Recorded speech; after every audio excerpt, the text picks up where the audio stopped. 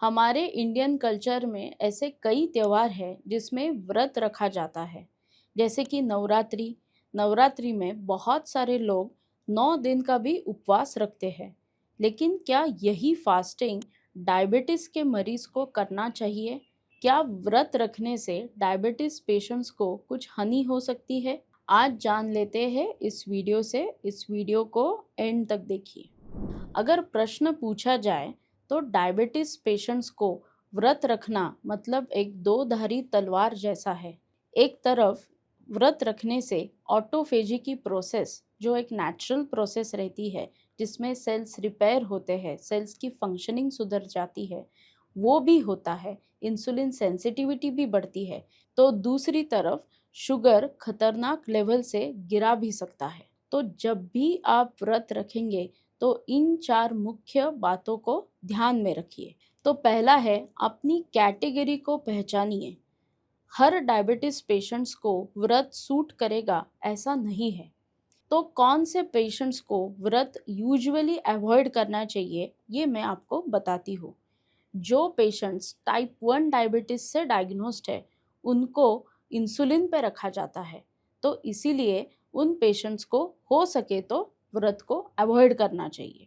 दूसरा है, अगर आपकी शुगर लेवल्स बहुत ही ज़्यादा फ्लक्चुएट होती है, कभी कम हो जाती है, कभी सडनली बढ़ती है, तो भी आपको व्रत को अवॉइड करना चाहिए। तीसरे, वो कैटेगरी ऑफ पेशेंट्स जिसमें डायबिटीज और प्रेगनेंसी है, जिसे हम गेस्टेशनल डायबिटीज बोलते हैं।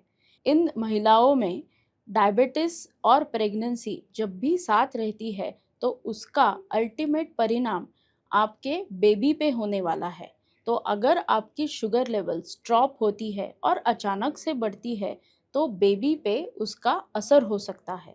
तो इसीलिए आपको हो सके तो व्रत को अवॉइड करना चाहिए। एक और कैटेगरी ऑफ पेशेंट्स रहते हैं जिनमें कभी भी प्रीवियसली शुगर बढ़ने की वजह से, शुगर शूट होने की वजह से कभी हॉस्पिटल में एडमिशन हुआ है या फिर आईसीयू का एडमिशन हुआ है, उन पेशेंट्स को भी व्रत को अवॉइड करना चाहिए, क्योंकि इन पेशेंट्स में डायबिटीज कॉम्प्लिकेट हो चुका है। दूसरी महत्वपूर्ण बात, अगर आपको व्रत रखना है और अगर आप एंटी डायबिटिक मेडिसिन पे है या फिर इंसुलिन पे है, तो आपको आपके डॉक्टर के साथ व्रत चालू होने से पहले एक बार बात कर लेनी चाहिए। क्योंकि जब भी आप फास्ट नहीं करते हैं तो एक कैलकुलेटेड डोज होता है जिसकी वजह से आपकी शुगर कंट्रोल में रहती है। लेकिन जब भी आप फास्टिंग करते हैं और आपके मेडिकेशंस में कुछ एडजस्टमेंट नहीं आती, तो उतना ही डोज आपके बॉडी में चला जाने वाला है। तो व्रत को चालू करने से पहले अगर आप मेडिकेशंस पे है तो आपको आपके डॉक्टर के साथ कंसल्ट कर लेना चाहिए। तीसरी महत्वपूर्ण बात, जब भी आप व्रत रखते हैं तो कौन सा डाइट आप फॉलो करते हैं वो भी इम्पॉर्टेंट है। क्योंकि अगर आप तली हुई या फिर भुनी हुई चीज़ें ज़्यादा खा लेते हैं तो शुगर स्पाइक होना संभव रहता है। तो इसीलिए जब भी आप फास्ट करते हैं तो आप कौन सा आहार लेते हैं वो भी उतना ही इम्पॉर्टेंट है।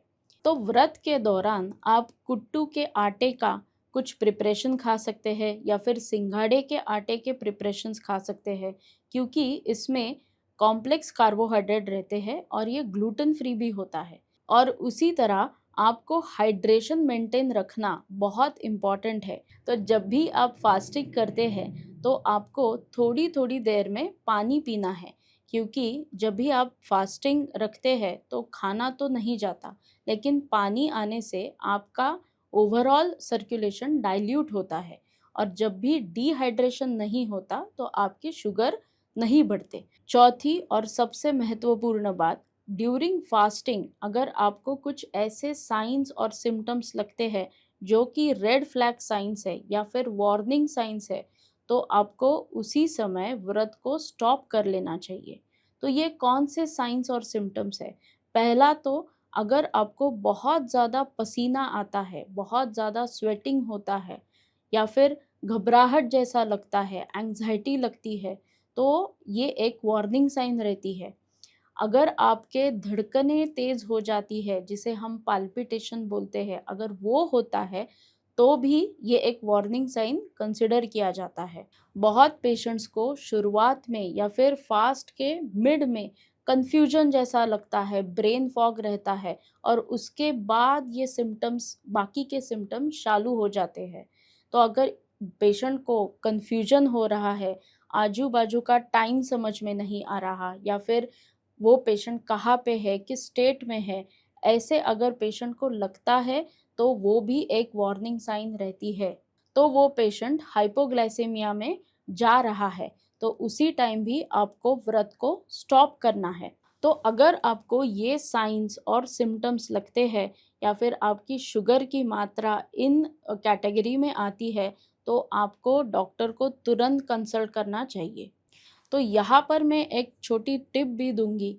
आप फास्टिंग करते समय अगर आपको सिम्पटम्स नहीं भी लगते, तो भी 4 से 6 घंटे में एक बार ग्लूकोमीटर पे शुगर को चेक कीजिए, ताकि आपको पता चले आपकी शुगर कंट्रोल में है। तो अंत में मैं इस सवाल का उत्तर तो दूँगी कि डायबिटीज़ पेशेंट्स व्रत रख सकते हैं, लेकिन ये 4 महत्वपूर्ण चीज़ें आपको ध्यान में रखनी है।